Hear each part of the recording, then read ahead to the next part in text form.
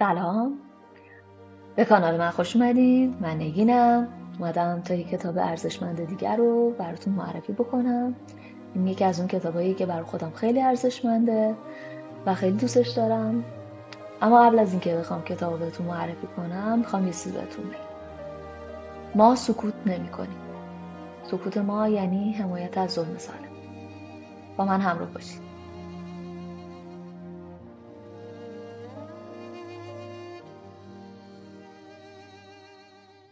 کتاب یوز پلنگانی که با من دویده‌اند، نوشته بیژن نجدی. مرحوم بیژن نجدی متولد سال 1320 از شهر خاش بوده. ایشون تحصیلاتش رو توی زمینه ریاضیات تموم کرده و بعد از اون معلم شده. ظاهرا تو شهر لاهیجان تحصیلاتش رو ادامه داده و همونجا هم معلم شده. ایشون شاعر و نویسنده بوده. ابتدا شعراش توی نشریات مختلف منتشر می شده و بعد از اون شروع میکنه به داستان نویسی. تنها کتاب از کتاب‌های داستانشون که قبل از فوتشون چاپ میشه همین کتاب یوز پلنگانی که با من دویده‌اند. بعد از اون همسرشون خانم پروانه محسنی آزاد زحمت میکشن، کتاب‌ها رو براشون جمع آوری میکنن و آثارشون رو چاپ میکنن. نثر این نویسنده سهل و ممتنع است، یعنی با کلمات آسون و روون اما با آرایه‌های ادبی بسیار زیاد نوشته‌هاشون رو میتونید مطالعه کنید. سبکشون سبک واقع‌گرایانه و فراواقع‌گرایانه است. ایشون رو متاسفانه هنر و ادب ایران در سال 76 به دلیل سرطان ریه از دست میده و ایشون هم توی ماجرای اتوبوس ارمنستان اونجا بودن. کتاب یوز پلنگانی که با من دویده‌اند شامل 10 داستان میشه که با کانسپت و درونمایه مرگ است. یکی از خاصیت‌های این داستان‌های ایشون تدوین فوق‌العاده و جابجا شدن گوینده از اول شخص به سوم شخص و از سوم شخص به اول شخص هستش. یه موضوع دیگه این که ایشون خیلی زیبا و شاعرانه جانبخشی میکنه به اشیاء و حیوانات. این رو حالا تو داستان‌ها رو که مطالعه بکنین بیشتر متوجهش میشین. اولین چاپ این کتاب توسط نشر مرکز در سال 73 اتفاق میفته که بعداً هم جایزه ادبی گردون رو تو سال 74 به خودش تخصیص میده.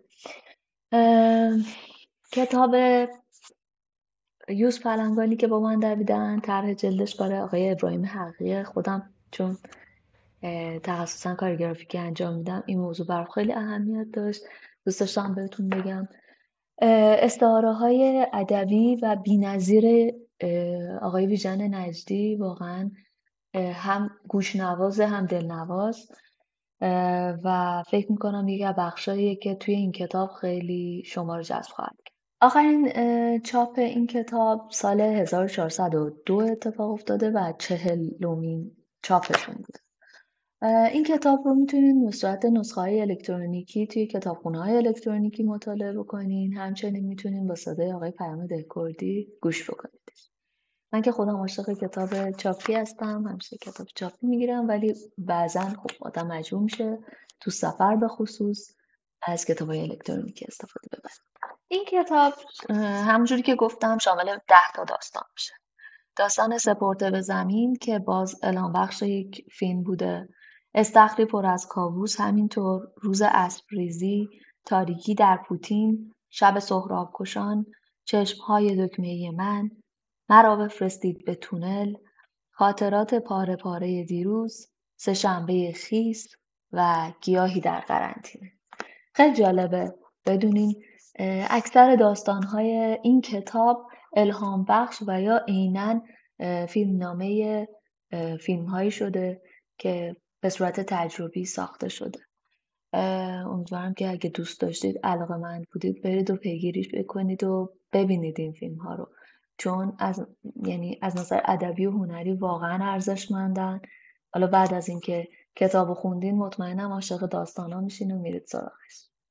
داستان مورد علاقه خودم فصل اسب‌ریزیه که میخوام یه دیگرش رو براتون بخونم. امیدوارم شما هم دوستش داشته باشید. روز اسب‌ریزی. سطل کنار دیرک بود. آسیه سطل را وارونه کرد. روی آن ایستاد و مثل یک مشت ابر سوار اسب شد. گرمایش را به تن اسب مالید. گردن اسب را بغل کرد. موهایش را روی آرواره اسب ریخت. همین که گفت هی، اسب و آسیه دهکده را به هم ریختند. طناب رخت وسط حیاط پاره شد. سبدهای پنبه از روی چهارچرخه‌ای افتاد. سگ‌های کنار قصابی دهکده لای پای مردم دویدند. زنی خودش را کنار کشید و گندم‌های زنبیلی که روی سرش بود برزنید. درختان غان راه باز کردند. برگ‌های افتاده به طرف شاخه‌ها رفتند. از آلاچیق‌های پراکنده مردان درشت و پیر با ریش سفید و شانه شده بیرون آمدند و برای اسب آسیه دست تکان دادند. قالانخان با زیر شلواری به حیاط آمد و داد کشید: اینها کجا رفتند؟ پدر سگ! پاکار که سرش را از پنجره اتاقک آن طرف چاه بیرون آورده بود گفت: نمیدانم آقا. قالانخان گفت: اگر آسیه را بندازه هم تو رو میکشم هم اسب را. برو پوستینم را بیار. یالا! تا اسب با قدم‌های آرام آسیه را به حیاط برگرداند، قالانخان با زیر شلواری و پوستین پر از منجوق در حیاط راه رفت و چاه را دور زد. فردای آن روز وقتی که خواست باز همزین را روی پشتم بگذارد، دستهایم را بالا بردم و هر دوتا نعلم را روی آن منجوقها پایین آوردم. قالانخان به طرف دیوار استبل پرت شد و فریادش پاکار وحشت زده را به استبل آورد. پاکار قالانخان را روی زمین کشید و بیرون برد. بعد صدای پای عده‌ای را شنیدم و صدای گریه آسیه را شناختم که کم کم دور می شد. کمی از تشتک آب خوردم. دمم را آرام تکان دادم و با یکی از دستهایم خاک اره کف استبل را این طرف و آن طرف بردم. فکر می کنم همانطور ایستاده کمی هم خوابیدم تا اینکه دوباره سر و صدای قالانخان بلند شد. همونطور که می‌بینین توی این داستان‌هایی که آقای بیژن نجدی تعریف میکنه، داستان از اول شخص به سوم شخص و از سوم شخص دوباره به اول شخصی که اسب باشه تو رفت و برگشته و این خیلی حس خوبی به آدم دست میده، چون که شما از زبون اون اسب هم میشنوین که ماجرا چه شکلی بوده و خب به نظر من این خیلی یکی از خاصیت‌های نثر و نوشته‌های آقای بیژن نجدی. امیدوارم این کتاب رو بخونید، دوستش داشته باشید و اگه که دوست داشتید راجبش برای من نظر بنویسید. اگر کتاب قبلی رو ندیدید، اگه ویدیو قبلی منو ندیدید، من لینکش رو اینجا میذارم. امیدوارم که اونم ببینین و اگه دوست داشتید راجبش نظر بدید. امیدوارم با کانال من همراه باشید و تا یه برنامه دیگه. فعلا